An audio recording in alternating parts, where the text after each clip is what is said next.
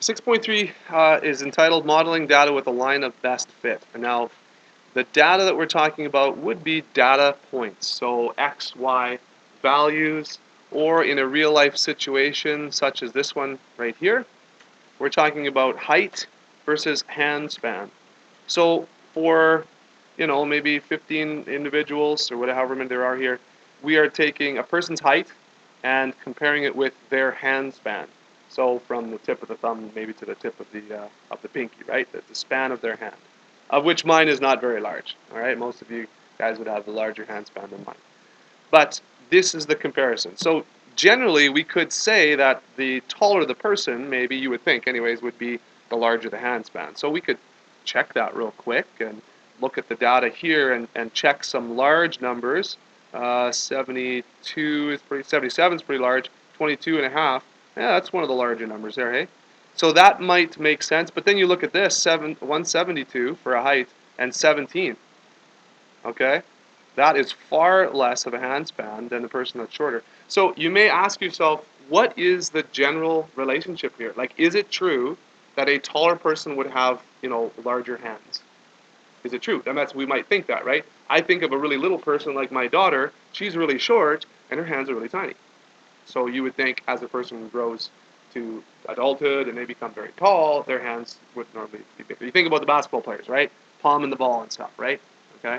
I could palm a baseball. I can't palm a basketball. Some of you guys can, right? I've seen it. So that's great. But if you want to know what what the actual relationship is, it might be easier not to look at a chart. It might be easier maybe to look at a graph. And when you see all the points plotted, and this graph right here is not this data, but when you see all the points plotted like this, you kind of say, hey, I can see a general relationship. And actually what you're doing is you're kind of envisioning sort of a line or at least some kind of curve that gives you the general relationship.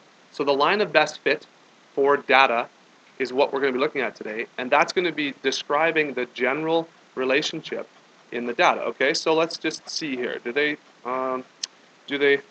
map that out? I don't think so. But if we go to example one, just let me get a. Okay, so here's example one. Sorry, let me get back to it here. Slow roller. All right, so here's example one where they have years and they have distance, the farthest distance traveled in a bicycle, so like world records or something. And so if they take a look at this data and here they graphed it, I'm going to show you how to do it on the calculator a bit later, but let's say it's right here. So these are the data points, and do you see this line right here? That's called the line of best fit. That's the best guess for a general relationship between all the points in the data. And you can see that generally these points are increasing from left to right. And they're sort of in a line. They're sort of in a line. They're not a perfect line, but generally this whole general thing looks like a line that's increasing, right? And so the line of best fit would be situated sort of right in between these points. So before we get to the graph, or to the calculator, let's just go back to the notes here, and I'm going to get you to just jot something down here. So let's just do our own quick little example here, and we're going to do X and Y. We're going to make a table of values. So everyone jot this down, okay? First example is that we're going to do. We're going to do this kind of by hand, but fairly quickly, just so you can kind of see what we're talking about. Okay, so write these points down. Okay, so you have these coordinates written down. We're going to graph that, and so what I see is on the x-axis here, this would be the x-axis, this is the y-axis. And so x, I need to go from 1 at least to at least 16. Okay, so we could go from 0, that's no problem, that's pretty close to 1. And we could go to, well, let's just put 16 here right near the end.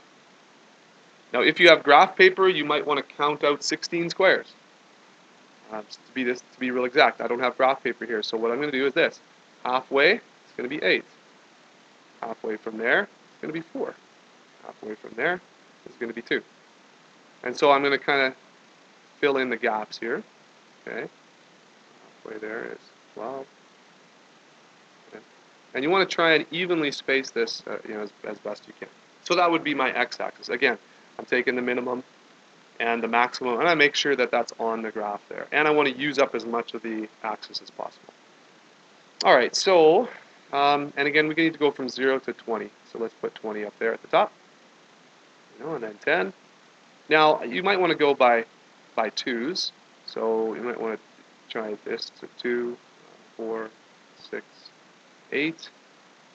Right? And then 12, 14, 16, 18, 20. So something like that. And again, if you're just doing it by hand, and we are just kind of sketching this as best of our abilities. So, why don't you take a minute, and why don't you now graph each one of those points on the graph. All right, so as you're finishing plotting those points here, they look like this on my graph, okay? And what I was talking about before, when we're talking about a general relationship, if you look at the table of values here, you can kind of see that these numbers are going up and these numbers are going up, right? And if we look at the graph, the x values, as they increase, the y values also increase, right? With each of these points, there's kind of a, an increasing effect on for both quantities. So you can kind of say, well, I see a general trend here that looks like, this right there, going up from left to right, okay? And you would be correct, right? But they're not in a perfect line. So if we drew a line of best fit, let's just give that a try here. So let this technology sort of help me out here. And I'm going to go from about here to maybe there. Okay. Now, ignore the fact that you really shouldn't have a line outside of your data points. Okay, so we really shouldn't have these. But I'm not going to worry about that right now because I want to show you a few things. Okay.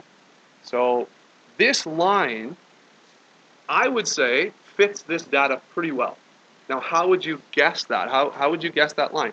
Why is that line there and not higher or lower?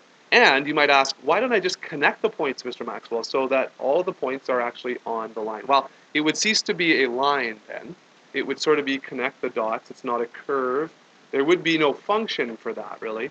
So we want, right now, we're focusing on straight lines, okay? All this data that you're going to explore here in this section, straight lines. So if you take a peek, there's a couple things you could look at, right? Approximately the number of points above the line equal the number of points below the line. Approximately. Let's say this one is on the line. Let's say that one's a bit above, below, below, below. Okay. That's it doesn't have to be that way, but that's something you want to consider. Also, really what you want to consider, and this is really tough to do by sight, but the distances that each point are below, okay, should approximately match the distances, the sum of the distances for all the points above. Okay, well that's a little tricky too, right? The line might not be in the best spot if I do that, but you kind of see where I'm going there, right? The line has to go through all of the points as best as possible. Question? Or stretching? Stretching?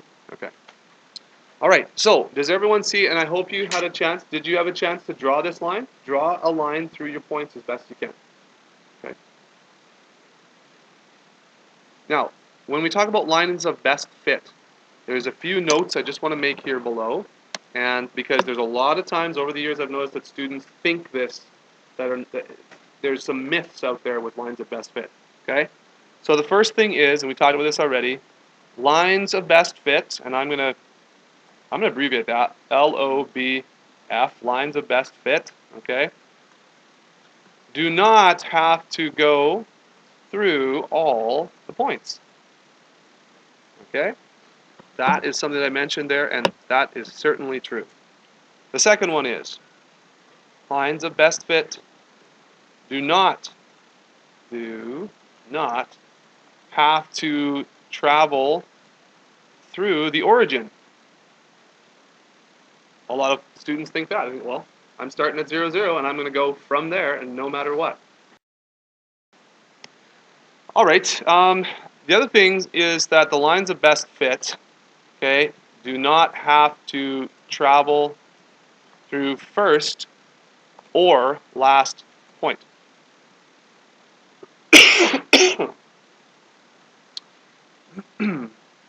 All right. So, and I guess I'll put one more thing on there: not connect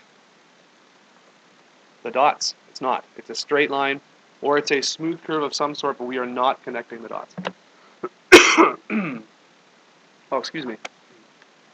All right, so there's some things, there's some myths that students are believing. But anyways, so if you have that straightened out, now I want to talk about a couple important terms.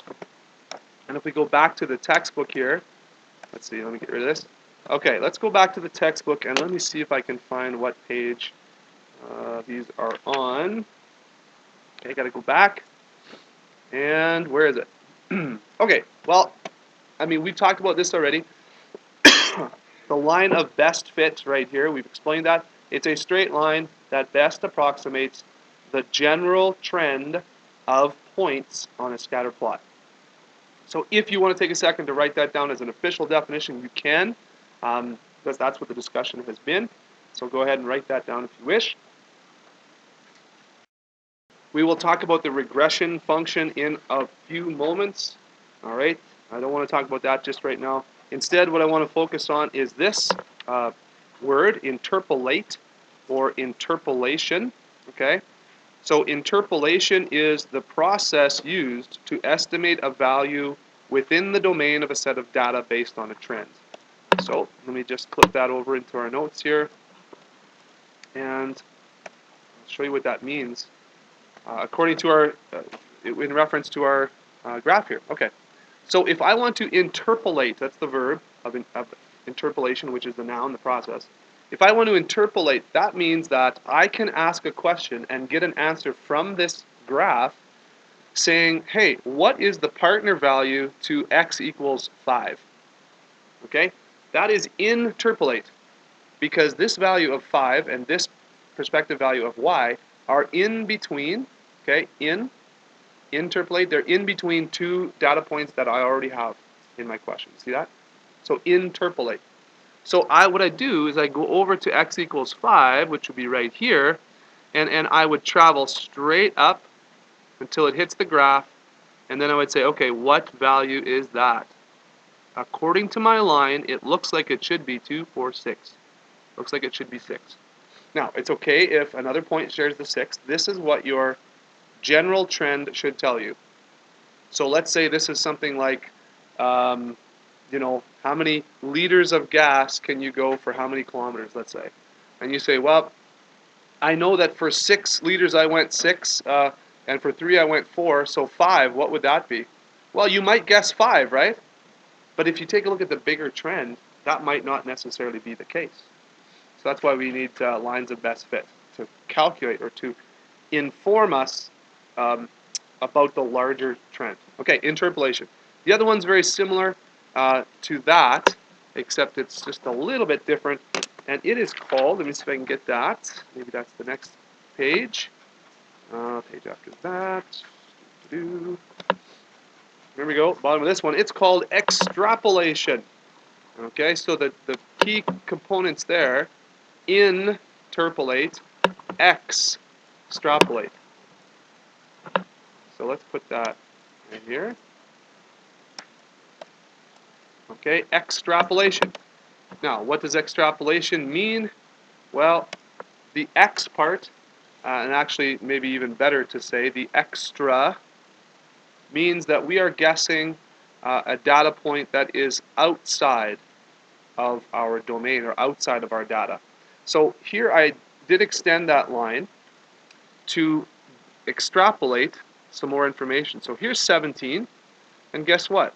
I would go, and because I don't have any data points, beyond 16, I can use the line of best fit to guess, and it looks like this would be, maybe 20.5 if we did that, right? So you would be able to guess what that point would be that's associated with x equals 17. So I have 17 liters of gas in my tank.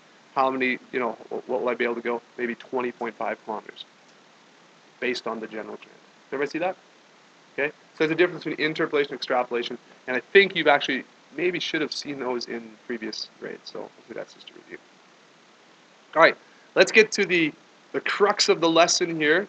We are going to use the graphing calculators to generate an actual function for the line of best fit.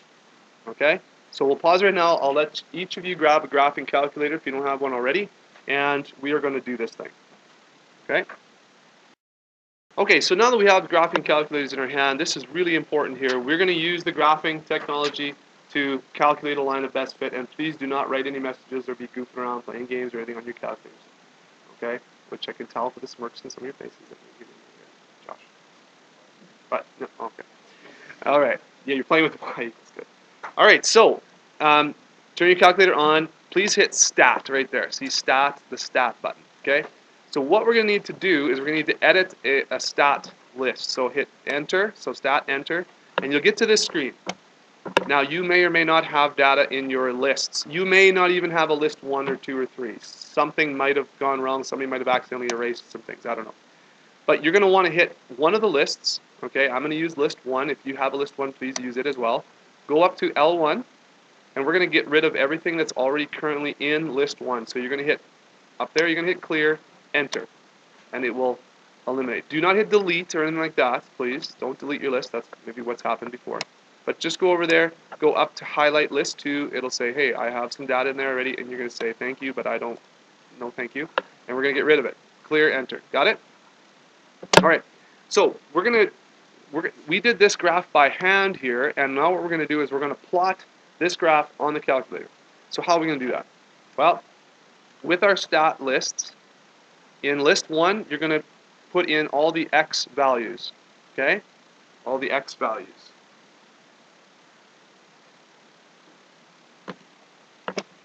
So we're going to put in 1, so you're going to hit 1, enter.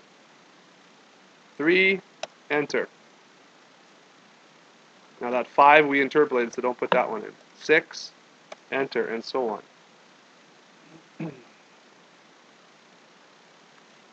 Okay, is everyone on the screen? Is this happening for everyone here? Okay, all the way up to 16. You should have 7 data points. Is that right? 1, 2, 3, 4, 5, 6, 7. So you should have 7. So do the same thing. List 2. Put the y values in. Okay, all the y values from the original question. All right. So once you have these in the y values in list 2, now we're going to, now that we've got this programmed in, we're going to ask the calculator to plot the points and then to generate a line of best fit for us. Okay, and we get an actual equation for the line of best fit. So what we do now is I want you to hit second function y equals. That's the stat plots. Okay, and then you're going to hit enter. You're just on 1 there. That's great. Enter. So you're going to get to this screen right here. And again, TI-83 is what we're using. So on this screen, you're going to want to highlight on, right? So we're going to turn that plot on. And the type here, there's different types you can do, box and whisker and bar graph and stuff like that, histogram. But we're just going to do this first type. So that probably is already highlighted. Okay, if not, highlight it, hit enter on it. And this is important now. X list, you see X list? So the calculator says, which list in the calculator do you want me to use for the X values? And of course, we put the X values in list 1, right? I did anyway. So you type in the list, and how you do that? Second function 1 is list 1. Okay? And then Y list should be, for me, it was list 2. So you put in whatever list you have the Y values in. So if that's set, you don't have to worry about this. This is just how the point will look, and typically you just use this when that's default. Okay? So everyone good with that screen? No questions? Second function, y equals. You get stat plots and then enter. You get to that one. Turn it on. This one, L1, L2. Okay, good? Okay. So now what we want to do is we want to go to our window here because we want the graph to show up on the window, right? We don't want to see a lot of negative x or negative y. So x minimum, let's say negative 1. If you put 0, you might miss one of those points. But let's say negative 1. X max. Well, X max, let's go to 20. Let's give ourselves a little bit of room so we can extrapolate. The scale, don't worry about it. That's each tick mark will be 1 unit. That's what we want. Y minimum, so that's the up and down. Okay, let's go to negative 1 as well so we can clearly see the origin. And then Y max, let's go to at least, let's go to 22. I'm going to say 22 so we can see that data point. Okay, and then X scale 1 or Y scale 1. Oh, that's good. All right. So let's graph and see what happens. Whoa, that was quick. So do you have a screen that looks like this right now? Everyone should have a screen that looks like this. If you do not, throw up your hand, let me know. So now here's the most important part. This is why we want to use the calculator. We want the calculator to generate a line of best fit for us. All right? And I do have some notes here for you that I will show kind of on this on the screen here. A lot of this we've already done, and if you want to check out the video, pause, whatever you need to do, then here's the instructions, okay? So this is how you get to stat, how you enter the lists, all right? Changing the windows and all this sort of stuff. And then this is what we're going to do next. We're going to get the linear regression equation, okay? So let's do that. With the calculator here, we're going to go to Stat. So hit Stat button and then cursor over to Calculate. And you have this list right here. Now do you see number 4? It says lin reg ax plus b. What this says is you're asking the calculator by using this function to find a linear regression equation. So if you look back in your textbook there, the regression function is the line or the curve of best fit developed through statistical analysis or data. So we're going to get the calculator to generate a line for us. Okay? They're going to take all the data points and figure out where that best fit line would go. Be super easy. So hit number 4. And now you have to tell the calculator what is your x values, which list, and which list are your y values. So this is what you do. You go second function 1, because you want to put in your x values first, comma, second function 2. So for me it was list 1 and list 2. You put your list for your x values, comma, list for the y values. And that should be here in your notes. Okay. Alright, and so then we're going to hit enter. And this screen should show up. You should have the exact same numbers. Maybe you don't have r and r squared, I'm not sure in your calculator, don't worry about that. But you should have the equation, or the format of the equation that the calculator is helping you with, y equals ax plus b, good.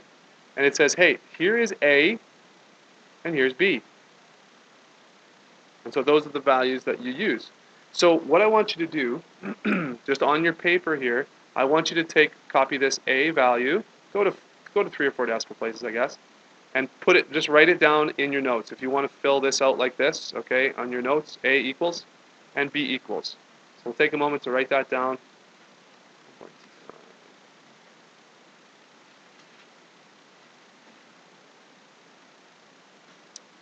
so 1.2511 and b negative 0.4315.